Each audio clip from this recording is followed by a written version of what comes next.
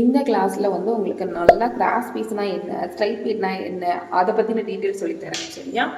So இந்த pattern இருக்குல்ல, இந்த பேட்டர்னை வந்து நான் என்ன பண்ணுறேன் அப்படின்னா இப்படி போடுறேன். அதாவது இப்போ நம்ம ப்ளவுஸ் போடும்பொழுது எது நமக்கு இதுதான் ஷோல்டர்லேருந்து கீழே வர்றது தான் நமக்கு பேட்டர்னில் என்னது ஸ்ட்ரைட்டு, அப்படி தானே? ஸோ இந்த கிளாத்தில் எது ஸ்ட்ரைட்டு, இதுதான் ஸ்ட்ரைட்டு.